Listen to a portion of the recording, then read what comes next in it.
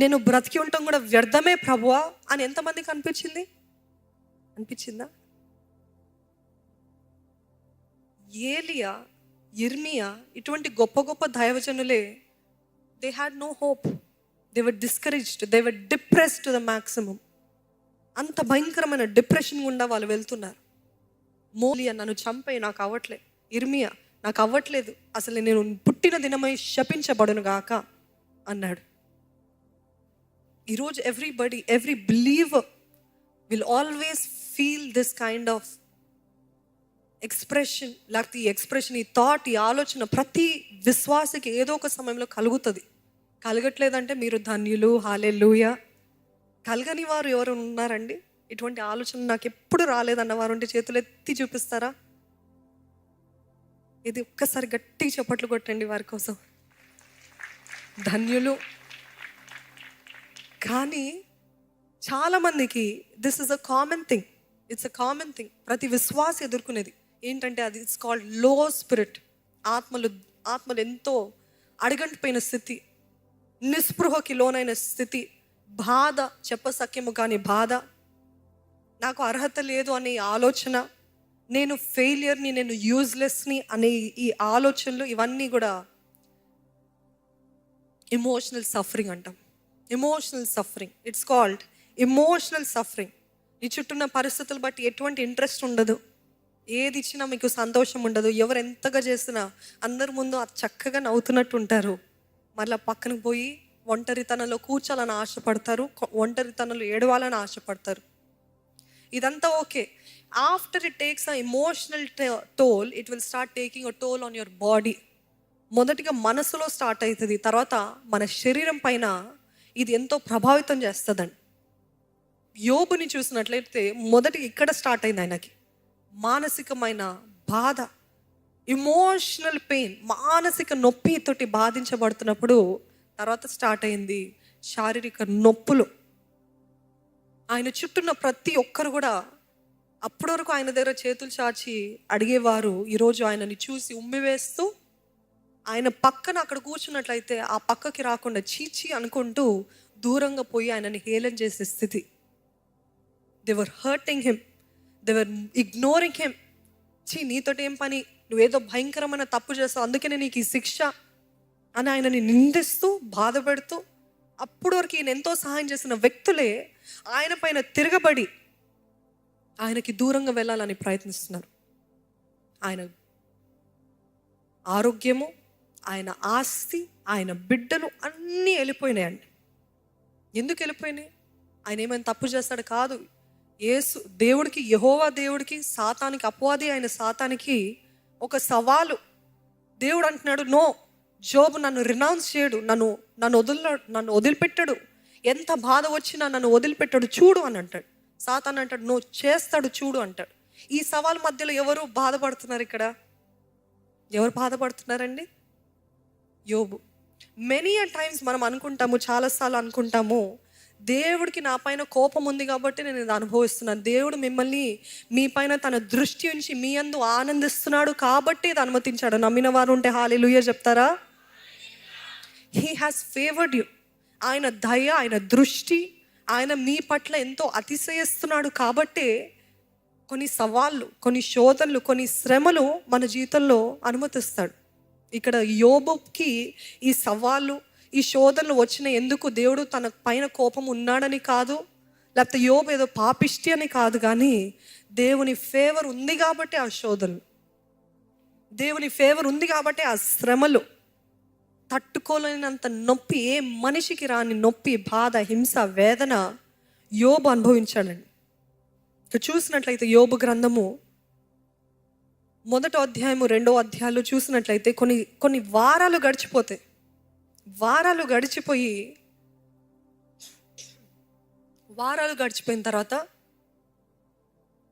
ఆయనకి తెలుస్తుంది. మొదట్లో ఏమో యెహోవా ఇచ్చెను, యెహోవా తీసుకొనెను, యెహోవాకే మహిమ అని చెప్పిన యోబు 2వ అధ్యాయానికి 3వ అధ్యాయానికి వచ్చేసరికి this a transition in his thoughts. ఆలోచనలో మార్పు. యెహోవా ఎందుకు ఇట్లా చేస్తాడు, నా దేవుడు ఎందుకు ఇట్లా చేస్తాడు, ఇది అన్యాయం కాదా? ఇవన్నీ దేవుని పైన తిరగబట్టం అంటే బాధతోటి దేవుని అనటము ప్రారంభించాడు.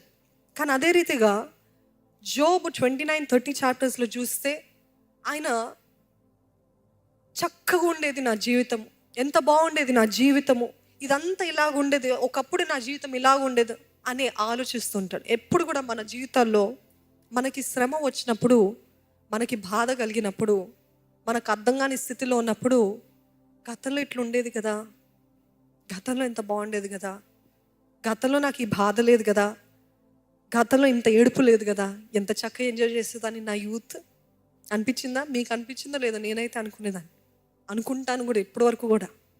అసలు ఎటువంటి no care in the world. చక్కగా కాలేజ్కి వెళ్ళడము, రావటము, అంత చూసుకోవడం, ఇంకేం లేదు, ఏం కష్టం లేదు, ఏం బాధలు లేదు, ఏం బాధ్యతలు లేవు, కేర్ ఫ్రీ లైఫ్. కానీ ఇదేంటి ఏడుపు ఏడుపు ఏడుపు, ఏందేవా ఏంటయ్యా ఇది? ఇదా నువ్వు ప్రామిస్ చేసిన చక్కటి జీవితం? ఇది నీ చిత్తంలో ఉన్న జీవితమా? నీ చిత్తంలో ఉన్న జీవితం అంటే ఇంత ఏడుపా, ఇంత బాధనా, ఇంత కష్టమా, ఇంత వేదన్నా? అంతము వరకు సహించువాడికి జీవ కిరీటము. హల్లెలూయా. మనకు అర్థం కాదండి ఆయన చిత్తము.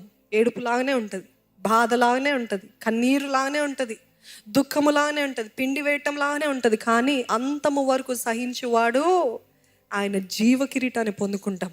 అదే రీతిగా ఒక గ్రేట్ బ్లెస్సింగ్ ముందు ఒక చీకటి ఉంటుంది, ఒక అపాయం ఉంటుంది, ఒక బాధ ఉంటుంది, ఒక వేదన ఉంటుంది. ఇదంతా అయిన తర్వాత showers of blessing. Once the cloud bursts, there showers of blessing. అదే రీతి మన జీవితంలో కూడా నమ్మాలి. ఈరోజు ఆ వేవ్ అలను చూసి భయపడటం కాదు, అలను చూసి నిస్పృహ నిరాశ కాదు. దీని తర్వాత నా దేవుడు రెండంతల మేలు చేయబోతున్నాడు. ఆమెన్. అదే చేస్తాడు యోబు జీవితంలో. ఎంతగా అయితే బాధ అనుభవించాడో యోబు, రెండంతల దీవెన. అప్పటికే రిచెస్ట్ మ్యాన్ అంటే ఇంక అనుకుని చూడండి, రెండంతలు అంటే శ్రేష్టమైన బిడ్డలో వారి కుమార్తెలు, యోబు యొక్క కుమార్తెలు అంట ఈ లోకల్ ఆ దేశంలోనే అంత అందగతలే అసలు ఎక్కడ లేరంట. అంత అందమైన కుమార్తెలు ఇచ్చాడు, 7 కుమారులను ఇచ్చాడు దేవుడు, రెండంతల ఆస్తినిచ్చాడు, రెండంతలు అన్ని రీతిలుగా పోగొట్టుకున్న దానికి రెండంతలు. మీ జీవితంలో కూడా రెండంతలు ఇవ్వబోతున్నాడు. నమ్ముతున్నట్లయితే హల్లెలూయా చెప్తారా? అందరికీ కాదు, ఎవరైతే దీని గుండా వెళుతూ వారి విశ్వాసం కోల్పోకుండా ఆయన పైన నమ్మకం ఉంచుతూ, నా విమోచకుడు సజీవుడు, నా కనులారా ఆయనని చూస్తానని విశ్వాసము కాపాడుకుంటూ ఉన్న వారికే రెండంతల మేలు. అబద్ధపు తలంపుల్ని లయపరుస్తున్నాం ప్రభు యేసు నామములో. అబద్ధపు ఆలోచనలు, మోసపరచు ఆత్మల్ని, మోసపరచు ఆలోచనలు యేసు నామములో we cancel in the name of Jesus. We cancel. నేను చావును సజీవుడనై యెహోవా కార్యాలు వివరిస్తాను. హల్లెలూయా. ఇది ప్రతి ఒక్కరు చెప్తారండి, ప్రతి ఒక్కరు చెప్తారా? మీరందరూ పలకాలి మాట. నేను చచ్చిపోతాను కాదు, నా వల్ల అవ్వదు కాదు, నాకు ఇంకా జరగదని కాదు. చెప్పండి, ధైర్యంగా చెప్పండి, నేను చావను, సజీవుడనై సజీవురాలై యెహోవా కార్యాలు వివరిస్తాను. ఆమేన్. హల్లెలూయా, హల్లెలూయా, హల్లెలూయా. ప్రభా, నీవు మా జీవితంలో రెండంతల కార్యాలు చేస్తావని తండ్రి మేము సజీవులై తండ్రి సాక్ష్యాన్ని చెప్తాం ప్రభా. ఈరోజు అంధకారంలో ఉండొచ్చేమో, ఈరోజు ఎంతో దీన దశలో ఉండొచ్చేమో, కానీ we will not die but we will live and declare the work of the Lord. We will declare, Lord. మేము ప్రకటిస్తాం నువ్వు ఎంత గొప్ప దేవుడు అని. ప్రకటించే సాక్ష్యాలు, ప్రకటించే సజీవులుగా మమ్మల్ని చేయమని వేడుకుంటున్నాం ప్రభా. మా జీవితాలందరిది కూడా సాక్ష్యాలుగా మార్చబడునుగా కానీ వేడుకుంటున్నాం ప్రభా.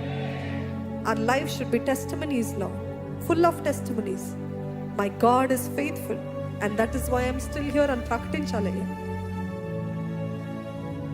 ఈరోజు మమ్మల్ని అందరినీ నీవే తృప్తిపరచావని నమ్ముతూ నీకు స్తుతులు చెల్లిస్తున్నాం. భారభరితమైన ఆత్మకు ప్రతిగా తండ్రి సంతోష వస్త్రాన్ని ధరింపజేసావని నమ్ముతూ నీకు స్తుతులు చెల్లిస్తున్నాం ప్రభా. నువ్వు మాట్లాడే దేవుడు అని, నువ్వు చూచుచున్న దేవుడు అని, నువ్వు ఆదరించే దేవుడు అని ఈరోజు మేము అనుభవపూర్వకంగా చెప్పగలుగుతాం ప్రభా. You have seen our thoughts, you have seen our lives, Lord, and you have talked just the way we have been thinking, Lord. నీకు వందనాలయ్యా. విత్తబడిన వాక్యాన్ని ఫలింపజే, 30 60 100 ఫలింపజేయమని వేడుకుంటున్నాం ప్రభు. ప్రభు యేసు నామములో అడిగి వేడుకొంచున్నాను తండ్రి. ఆమేన్.